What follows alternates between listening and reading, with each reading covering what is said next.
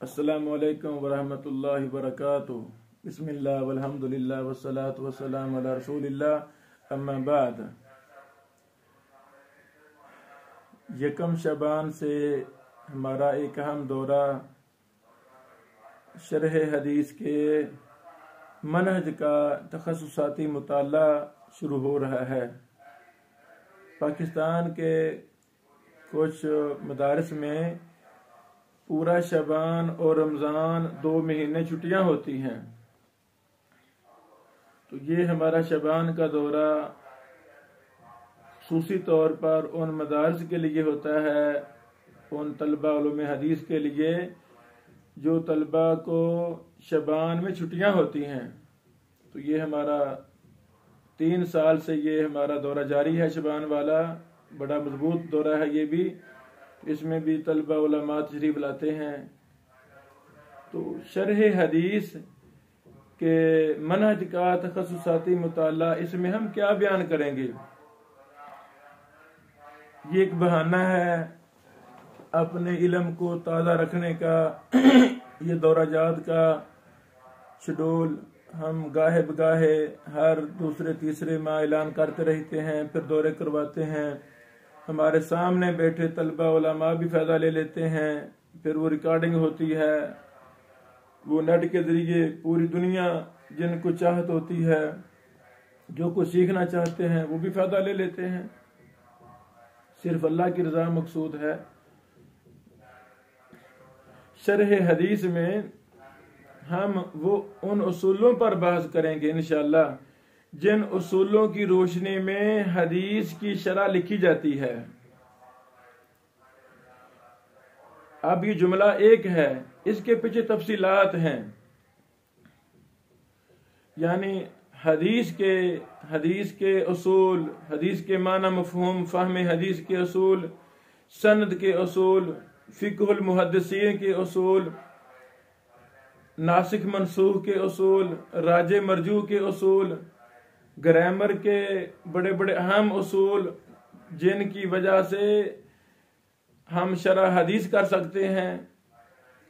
इसी तरह जब हम शरह हदीस का लफ्ज बोलते हैं तो इसमें उलूम हदीस तमाम के तमाम आ जाते हैं, उलूम लुगत आ जाते हैं, बल्कि मंतिक के कितने ही ज्यादा उसूल हमें शरह हदीस में इस्तेमाल करने होते हैं। उलमाए किराम ने किए हैं इस्तेमाल। बलागा के उसूल, अल्लाह अकबर, फ़िक़ह के उसूल फ़िक़ह बहुत ज्यादा इस्तेमाल होता है।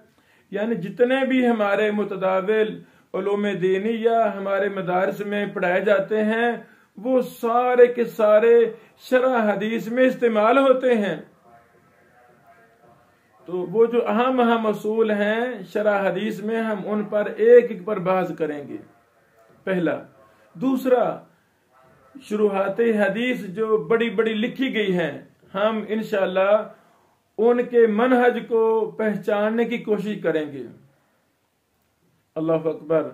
हर शरह हदीस करने वाले का लेवल एक जैसा नहीं होता, बल्कि इनके तबकात हैं। जैसी उलमा के तबकात, मुहद्दिसीन के तबकात, हुफ़ाज़ के तबकात, तो ऐसे शारहीन हदीस के तबकात हैं। तो हम उन पर भी बात करेंगे और फिर मुतदाविल शुरुआत के मनहज पर दरासे करेंगे हम इंशाअल्लाह क्लासरूम के अंदर। और एक और बात कि शुरुआत लिखने वाले हर ग्रोह के अंदर हैं। उलमा हनाबला की बड़ी शुरुआत हैं, उलमा शवाफ़े की, मालिकी उलमा की, अहलुल हदीस उलमा की, हनाबला उलमा की शुरुआत हैं, उलमा अहनाफ की शुरुआत हैं। हम इन शुरुआत का आपस में मुकारना करेंगे, तकाबुल करेंगे। तकाबुल करने के बाद दलाल बराहीन के साथ हम पर वाज़ेह होगा कि इस शरह का मनहज दुरुस्त है या इस शरह का मनहज दुरुस्त है। तो यानी इस तरह बड़ी ज्यादा बातें शरह हदीस के उसूलों में, मनहज में आती हैं। वो हम ज्यादा से ज्यादा कोशिश करेंगे कि हम इन 20 दिनों में, यकम शबान से 20 शबान तक, इस हमारे दौरे में जो तलबा उलमा शरीक होंगे इंशाअल्लाह उनको बहुत ज्यादा फायदा होगा, हमें भी फायदा होगा इंशाअल्लाह अज़ीज़।